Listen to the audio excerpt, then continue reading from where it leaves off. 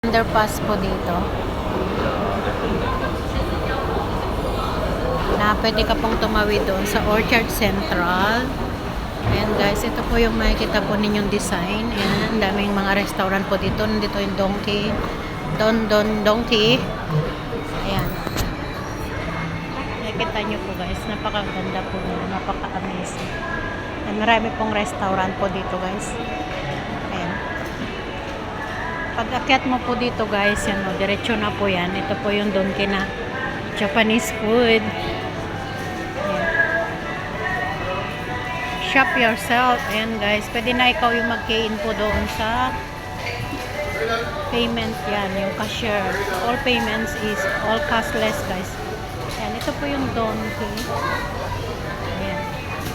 Ang ganda po niya guys, no? Ayan, ito po yung, ayan, yung mga donkey. Mga Japanese food po dito. Ayan, ito po yung mga paninda nila. Yan po yung suka nila o apple cider. Guys. Ayan. Tayo po ay magbablog. Susulitin na po natin. Ito po yung kanilang mga paninda po dito. Mga Japanese food, Japanese apple, mango apple, yung mga grapes po nila. Sako, seedless. Ayan po yung mga Japan foods nila. Mahal po talaga dito guys kasi po alam nyo man po ang Japanese ay branded. Mga pagkain po nila dito. Mga famous grapes po nila. Tatamis. Kahit po yung mga kamote dito guys, galing po ng Japan. Yung Japanese sweet potato nila, talagang mahal din po yun. 1990. 990. Ayan guys. We are roaming around here. Ito po yung inaano nila doon sa kanilang steamboat. Nilalahok. Ito po yung salad guys. Super duper yummy. Salad po guys. Ayun, mayroon na po siyang Caesars.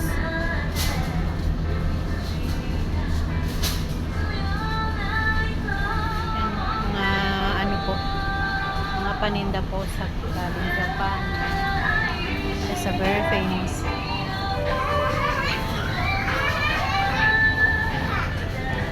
Ito po yung mga pagkain po dito. Mga Japanese food.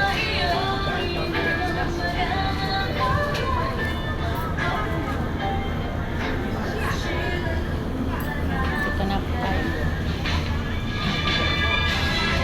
Kahit kamatis po nila guys. Mahal ng mga kamatis.